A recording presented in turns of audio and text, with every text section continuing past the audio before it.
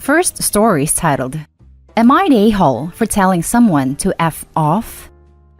At my fiance's work, there is an attractive guy. My fiance and her friend were talking about him, and apparently the friend tried to convince my fiance to cheat. She refused and told me. I visited her at work recently, and this friend began telling me that we should have an open relationship, and I'm holding my fiance back. I mostly laughed it off at first and told her I wasn't comfortable with that kind of relationship. She kept pushing, so I told her, Can you F off? I barely even know your name, lady. Your opinion does not matter to me. She got mad and called me an a-hole. My fiance was mad I treated her friend that way because she was joking. Am I the a-hole for getting mad? Now for the top comments. Not the a-hole. There is a time and place to tell someone to F off, and this is clearly a great example of where it's the right response. Where you need to fix things with your fiancé is to make it clear that you don't intend to pick her friends, but that you don't have to like them either, and to make sure this lady gives you a wide berth moving forward. If your fiancé can't support you on this, there are other issues in your relationship that need some work. Also, I would discuss with the fiancé how people that egg her to cheat are definitely not friends. Not the a-hole. Your fiancé is severely naive if she thinks that person is a friend. A friend doesn't try to get you to cheat, and definitely doesn't try to ruin a relationship with her friend's fiancé. Yeah, but she has a lot of insecurities when it comes to her friends. She had a huge friend group all of school, and then all of them stopped texting her back but kept hanging out without her. So she takes any friend she can get, which leads to situations like this. Not the a-hole. I was just joking is an a-hole code for I wasn't joking, but I want to make you feel like you're not allowed to be upset by anything I say. I hate hearing it's just a joke or some other version of that. I grew up with someone who was mentally abusive and that was their favorite line. It's not a joke if no one is laughing. It's just that person being an a-hole. This woman is not a friend, and it's possible she's trying to get Opie's fiancé to cheat because she can't. Or maybe she's trying to get other people to validate her own choices by dragging them into adultery as well. Either way, this is not a woman who Opie's fiancé should be associating with. Opie is not the a-hole, and his fiancé needs to reconsider if this is someone she wants to associate with. Now for the next story. Am I the a-hole for arguing with my fiancé after she read my late fiancé's diary? My, male 34, late fiancé passed away from brain tumor 3 years ago. I had known her most of my life. We grew up together and were engaged for 2 years. We wanted to get married sooner, but she got sick and never recovered after that, despite doing all we could to fight this god-awful disease. My late fiancé had a diary that I gifted her right after she was diagnosed. She was the type that get very emotional and would have a difficulty expressing her feelings and opening up about her issues. She was very thankful I brought her the diary, and she told me I was the only one who really understood what she needed and how she felt. I'd see her spending a lot of time writing in her diary, whether at the hospital or at home. I never read it while she was alive, but she let me have it a week before she passed away. I had a hard time looking at it, and I left it untouched for over a year after her death. That's when I started reading it. I brought it up in therapy, and it helped me tremendously. I don't have much of her stuff, but I still have her diary with me.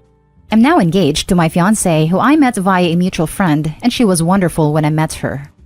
My current fiancé and I are open to each other. We talk about what bothers us all the time, but at the same time, there are things that I'd rather not share nor talk about. I'm getting better at communicating, but I'm taking my time. My current fiancé knows about my late fiancé's diary.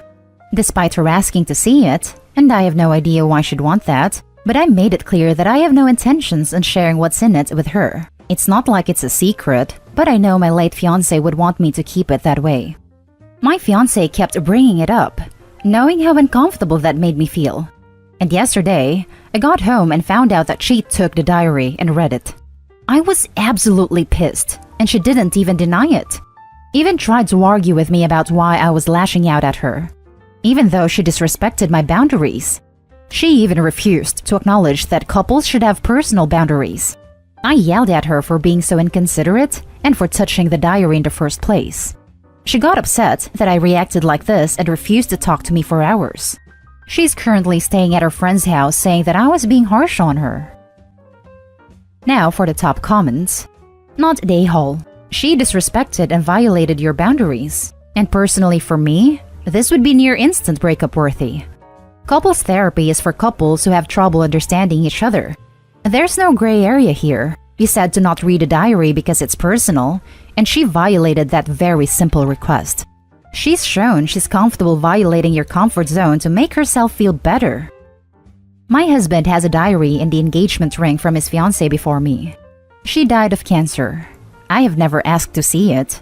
He showed me the ring once, gorgeous, and it has remained in its box inside a keepsake box for our 14-year relationship. Around year 10, he asked if I wanted to read it, and I said no. I cannot begin to imagine the mindless obsession, insecurity on her part, and lies she has told herself and her friend to justify this. Not the a-hole. She can stay there. WTF, did she think to glean from this? Honestly, it's such a breach of trust and boundaries that I don't think you can come back from that. I had no idea why she wanted to look at it so badly, even after I already told her how I felt. Still, she did what she wanted to do eventually, and thinks I'm the one at fault for how I reacted. I have no energy left to be dealing with this much stress and pressure. I'm just tired, and I wish she could see what she did was wrong and unacceptable. Not the a-hole. I would seriously reconsider marrying someone with so little respect for boundaries. This 100%. She owes you a huge apology and she needs counseling. You might benefit too. You have to look at this rationally. She does not respect you, your feelings, or your belongings.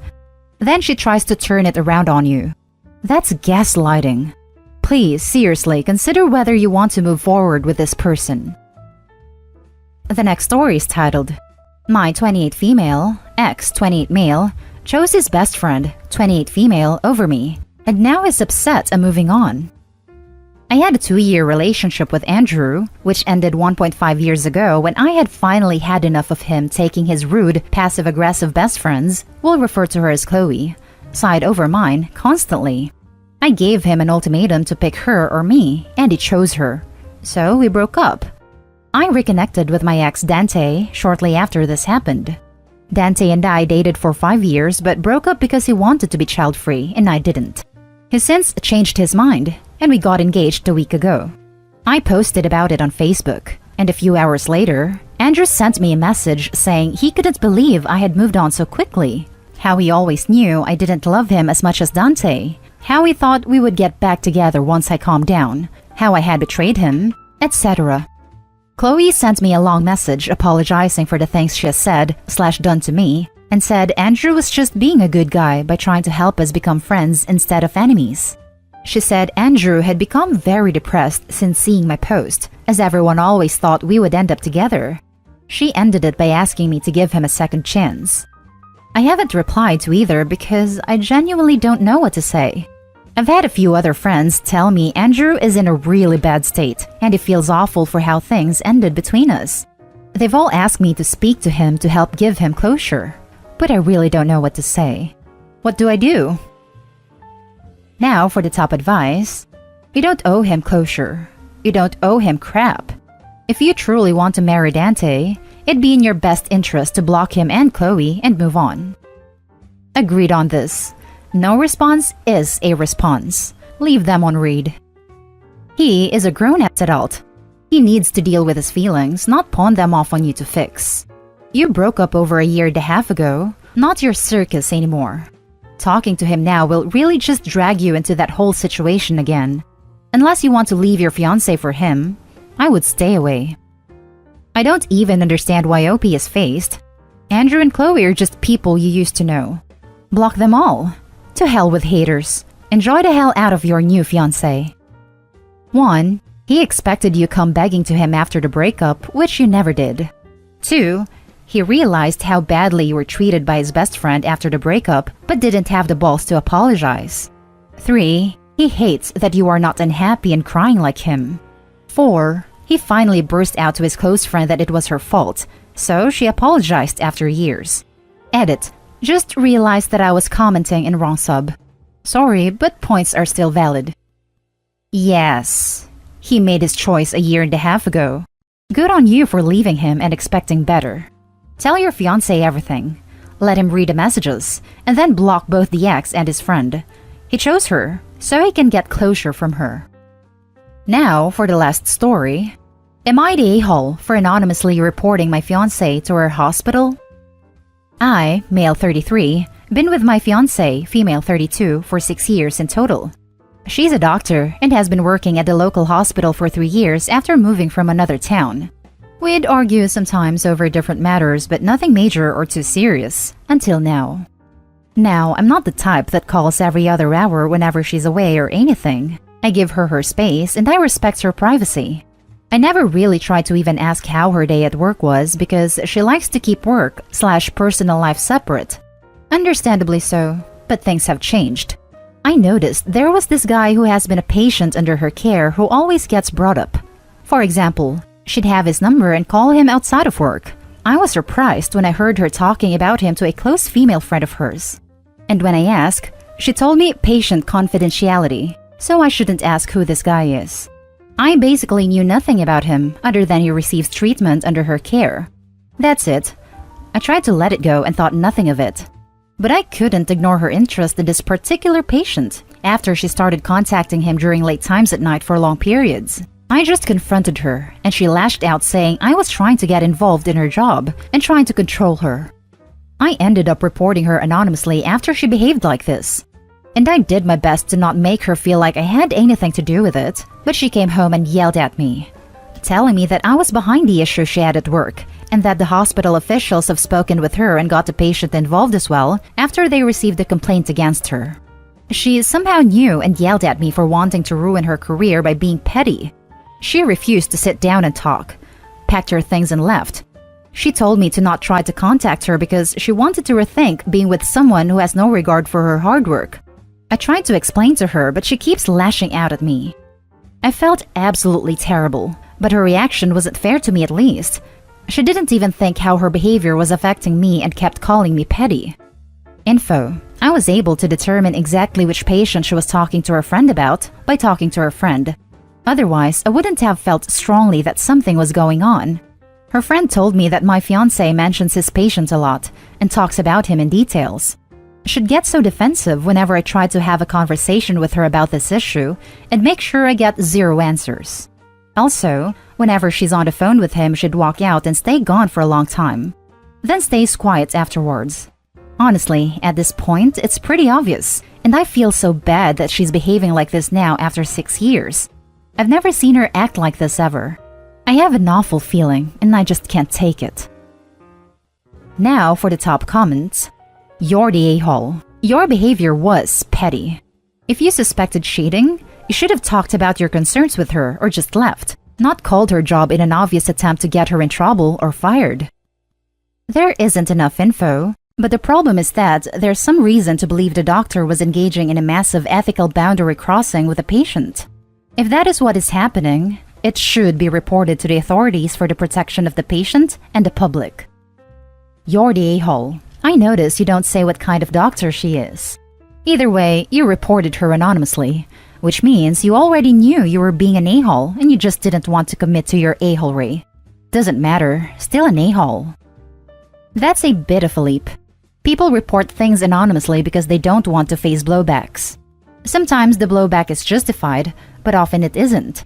I swear, I just saw a post on here where OP was told anonymously reporting her sister to CPS was a good move, because then she wouldn't get cut off from the kids and she would keep an eye on them.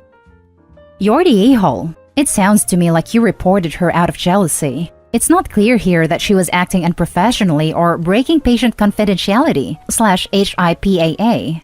Calling a patient outside of work and talking about a patient, if she's not sharing protected information, is not grounds for her being reported. It sounds like you were insecure, and instead of trying again to have a mature conversation with her or giving her an ultimatum, etc., you took it out on her career. Dating a patient is not okay either. Either she is acting within her job description and the issue will be dropped, or she isn't and needs to be stopped. It does seem like she is violating ethical bounds or HIPAA. And that's the end of this video, folks. As always, leave a comment and hit like and subscribe. And if you want more of this content, turn your notification on to get updated on the latest videos. And I'll catch you with the next one. Stay safe.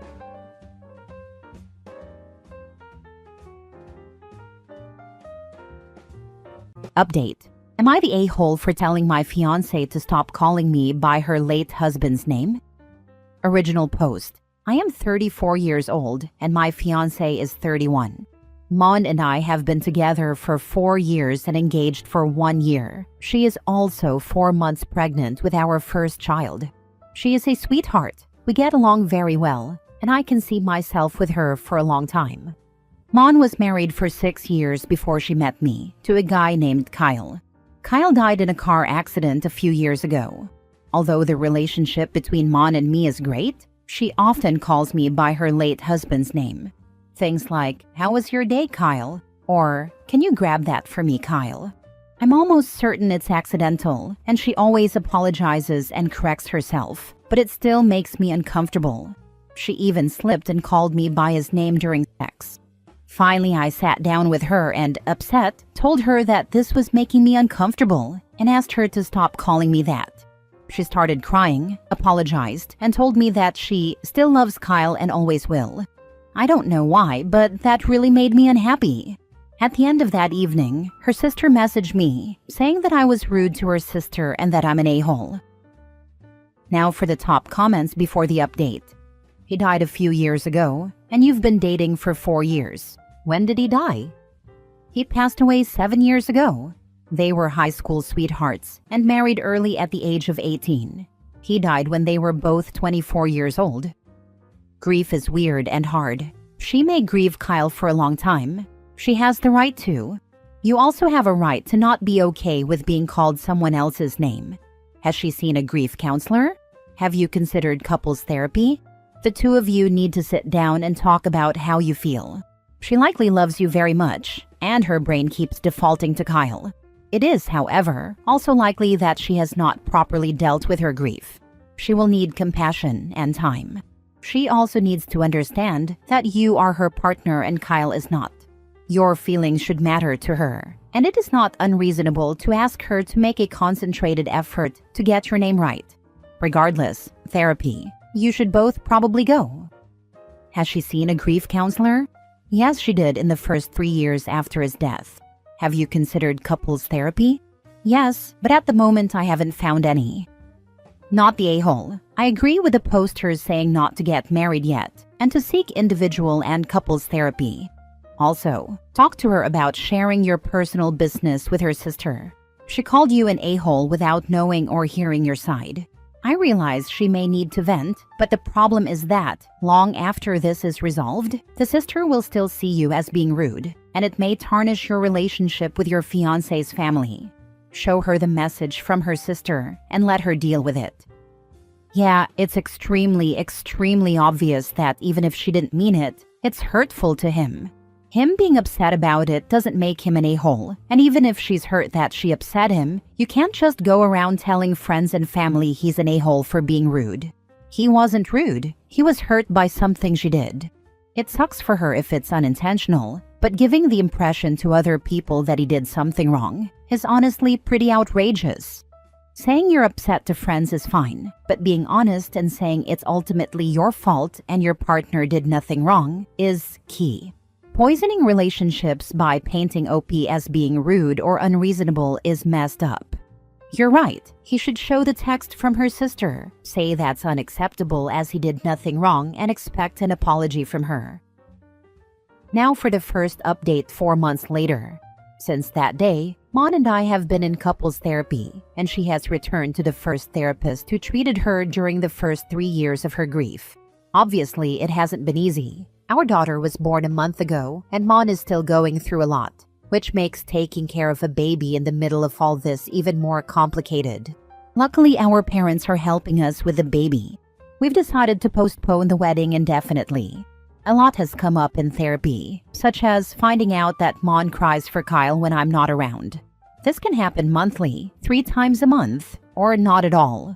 She also admitted that she doesn't feel comfortable talking deeply with me about it because she thinks I would get upset, which is nonsense considering I've heard stories about him before and never showed any sign of being upset. Some of her statements in therapy, like, "I will never love anyone like I loved him," hurt me a lot. I feel more and more that this relationship is doomed to failure. However, this doesn't mean I'm giving up. I really love her, but I'm not extremely optimistic. I'm trying to work as much as possible on the relationship, mainly for the sake of our daughter. I'm sorry, OP. My heart breaks for both of you. Make sure you take care of yourself through all this and be prepared for the worst, even as you work toward the best. Seek individual counseling and therapy for yourself and figure out if you can really handle being in second place your whole life. I'm sorry to hear that. Sounds like your fiancé may have been ready to move on, but getting pregnant and starting a family could have really triggered a regression. If you have been together for 4 years and he passed 3 years before that, so 7 years ago, it sounds like they got married really young, and that's a tough relationship to lose. This was the life she was supposed to have with Kyle. Unfortunately, 2 things can be true. She can love you, but know deep down she will never love you like she loved Kyle. No 2 loves are the same. Hopefully with therapy, you guys can find your happy place. Second update 1 year after the first post. So, a lot has changed. Not everything has been easy, but I think, in a way, we're finding a new balance. Therapy has helped us a lot, both individually for her and as a couple. Mon is better at separating the past from the present, and she no longer calls me Kyle by mistake. We've been able to talk more openly, and she feels more comfortable discussing the past and her feelings in depth. Our daughter is growing up so fast, and I can't even imagine going through all of this without our family support. As for the marriage, it's still on pause. It's something we want at the right time. I can really see that she's putting in a lot of effort. She's been talking a lot with her sister, and we go out with her and her boyfriend quite often. My sister-in-law has always been somewhat protective of her and is genuinely concerned about her improvement. Aside from the usual small arguments, I'm managing to stay optimistic about the future. Some of the comments on my first post helped me a lot in the early stages, and I'm really grateful. The sister was in the wrong to text him in the first update. There's a lot to unpack about dating a widow or widower, and it boils down to effort and understanding from both parties. But the sister was clearly in the wrong to cross from passive listener to actively snarking at OP. OP isn't rude for asking his fiancé not to call him by another man's name during intimacy, especially after 4 years together and a kid now on the way. This should have been handled much sooner. I agree the sister was wrong, but I'm guessing she was under the mistaken impression that OP was telling her to stop bringing up Kyle, when OP really just wanted her to stop calling him Kyle, since that seems to be how OP's wife took it at the time. Given how she was still struggling so much with her grief, possibly made even more difficult by her pregnancy, it seemed like the wife had a very hyper-defensive reaction. There is no time limit on grieving. However, I do wish that Mon didn't get with OP if she honestly believes that she will not love anyone as much as she did her late husband. I don't think that's fair to anyone trying to be her new number one, unless they fully understand and accept that they will always be second place to someone who isn't around anymore. I hope therapy contributes to helping, mostly for the child's sake, but I'm not too sure about the stability of the relationship itself. Honestly, I'm wondering if she was mostly doing okay until she got pregnant. She probably always saw herself as raising her babies with Kyle, and now here's this baby coming with another man. And her hormones are out of whack. Completely different scenario, but my dad died in 2009, and I got pregnant and had my son in 2023. 14 years later, so much therapy later, so many years of mostly being okay, and yet I was still just constantly sobbing about how my siblings' children all got to have time with their Papa T, but my son never would. The grief was physically painful. I teared up just writing this paragraph.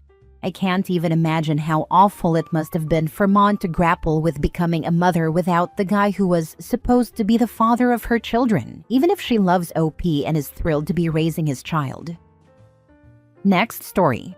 My husband left the groceries on the floor for me to put up when I get home. Am I the a-hole if I refuse to touch them? Original post. My husband and I went grocery shopping, and afterward, he dropped me off at the nail salon while he went home with the groceries. I thought that since he went home, he would have put the groceries away. When he picked me up from the nail salon and we went home, I saw that the groceries were still in bags on the kitchen floor. I asked him why he didn't put the groceries away, and he argued that he put the cold stuff away but left the rest, the majority, of the groceries in bags. So I asked him why he didn't just put all the groceries away, and he got defensive and said it's always something, and that I act like he doesn't clean or do things around the house. So I asked him if he expected me to put the groceries away when I got home. Long story short, I'm not touching those groceries. After dinner, he went into the kitchen, washed the dishes, and drew himself a bath, but he still left the groceries on the floor. Am I the a-hole if I refuse to put the groceries away? Now for the top comments before reading the updates. This clearly is about much more than the groceries. True. It seems like OP's often left with the majority of household chores, even when her husband has the opportunity to contribute. Lol. If you and your husband are at the point where you are both playing a game of chicken to see who will do a chore, then you clearly have larger problems. You need to find a way to start working things out. You could also find a counselor to help you. Game of chicken. Lol. I want to hear his side. Is it because every time he puts them away, she tells him he did it wrong? I once heard my sister complain to her husband that he put the groceries away wrong because he didn't turn the cans facing out and place the cereal in order of height. She's always been a bit OCD. Luckily, after 3 girls, it loosened up some. My sister once asked her husband to put the dishes away, and he put them all in the wrong places. When she got home from work and tried to cook dinner, she couldn't find anything. In frustration, she snapped, "I'm never going to ask you to do that again." He laughed and said that was his plan all along. I can't believe your brother-in-law admitted to weaponized incompetence. Now for the updates. He got out of his bath, and I took mine. When I got out of the bath, the groceries were still on the floor, and he's in the living room watching anime. Edit 2. I asked him why he didn't put the groceries away as he got into bed, and he said, "Why can't you?" Then he told me to buzz off and said he's sleeping in the living room, so I'm calling an Uber and going to stay at a hotel tonight because I'm so mad right now. I feel so disrespected. I'm at the hotel now. I hope I can get some sleep tonight. He texted me asking where I am. I'm not answering any of his texts or speaking to him until I get back home tomorrow morning. Edit 3. I just learned that this is called weaponized incompetence from some people in this thread. I showed this Reddit post to my therapist this morning. I'm home now. She told me to voice how my feelings were hurt when he cursed at me and told me to F off and F you. I'm glad I didn't take the disrespect lying down. That was highly disrespectful.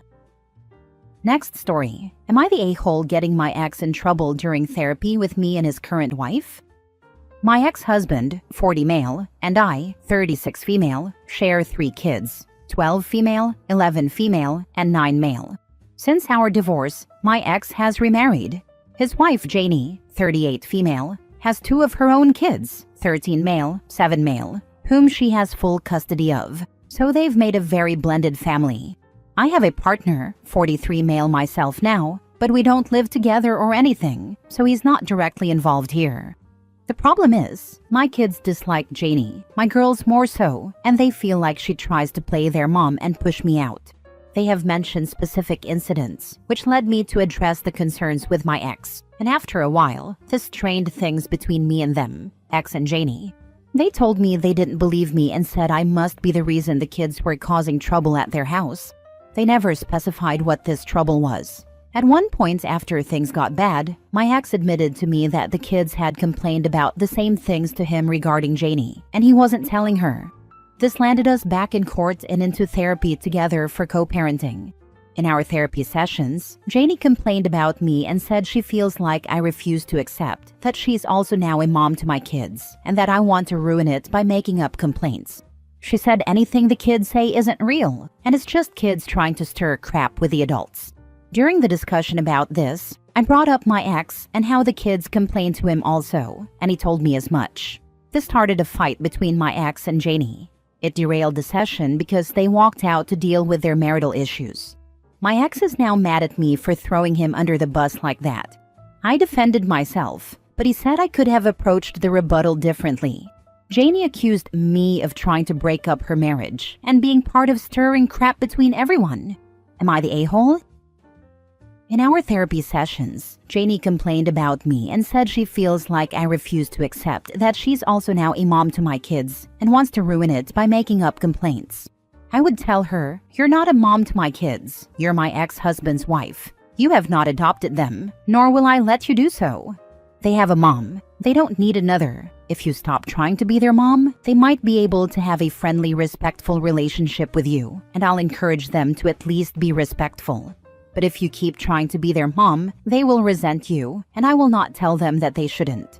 Not the a-hole for what you said. If you stated facts, you did not throw him under the bus. He leapt under the bus of his own volition. 100%. I have been a step-parent, and the first time I ever interacted with my now ex-partner's ex-wife, I sent her a card telling her that I would do my best to be respectful and caring toward her kids, and that I recognized but couldn't fathom how much trust she would have to put in a stranger to treat her kids right. My ex and I broke up 5 years ago, and we're all still on good terms. OP's ex caused his own mess by not being honest with his wife, and his wife caused her own mess by saying that anything the kids say isn't real and claiming that she's a mom to someone else's kids. Damn, a little respect goes a really long way. Not the a-hole. Not the a-hole. Your kids' feelings should be the priority here, and if they are consistently expressing discomfort about Janie, that deserves to be taken seriously. It's concerning that your ex dismissed their concerns until it became a bigger issue. Janie seems more focused on claiming a mom role rather than listening to how the kids actually feel. A step-parent should earn that place through respect and trust, not force it. The fact that your ex finally admitted the kids were telling him the same things but hid it from Janie says a lot. He likely knew she wouldn't take it well, which is exactly what happened in therapy. You didn't ruin anything, you just told the truth, and it's not your fault that it exposed cracks in their marriage. Keep advocating for your kids, and hopefully, therapy will help them realize they need to actually listen instead of dismissing their feelings. Last story. Am I the a-hole for leaving my date at the bar after she insulted my kids? I am a 26 male. About a month ago, I met a girl, Hope, 25 female, at this gaming group I attend. We're just in the talking stage now, but I like her a lot. Something to know about me is that I am divorced. I have 2 daughters, 5 female and 3 female, and split custody with my ex. I have the kids every other weekend and on Wednesdays and Thursdays. I guess Hope didn't know I had kids, though she 100% knew I was divorced. She and I were going to pub trivia last Sunday, and I had just dropped the girls off at my ex's place. I said something about it while we were ordering drinks, and Hope acted offended. She said she didn't want kids. Fine, and never wanted to see or hear about mine. That's okay with me. Not everybody likes kids. But then she started getting very vulgar, calling them crotch goblins, sex fruit, and stuff like that. I nicely told her to stop or I'd leave, but she just kept going. I told her I was ready to go, canceled my drink, and went home. We haven't talked since, and it's been almost a week. Am I the a-hole for leaving Hope at the pub when she called my kids crotch goblins and sex fruits? Info. Did you actually have the conversation about you having kids and being divorced beforehand? Because any rational person wouldn't have behaved like this with prior knowledge, unless they were quite literally just a prick for the sake of being a prick. She knew I was divorced, as I'd mentioned it in the group a few times. I also talked about being a dad, but I guess she missed that part. Not the a-hole. It's one thing not wanting kids, and especially taking care of kids that is not biological yours. But pretty much everything but an okay, I don't think you and me will work out, from her, makes her the a-hole and you the not the a-hole. Like, what was she hoping for? Opie to dump off his kids and start over? Not the a-hole. She didn't want the competition. Only she is allowed to have a childlike meltdown. She won't share. Not the a-hole. Ditch her entirely. Also, all of us were children at one point. This dipshit you dated is also a crotch goblin, and apparently a pretty stupid one. You dodged a bullet, my friend. Just imagine what would have happened if you were married. She would have treated them like lepers behind your back. Get rid of her. She's rubbish.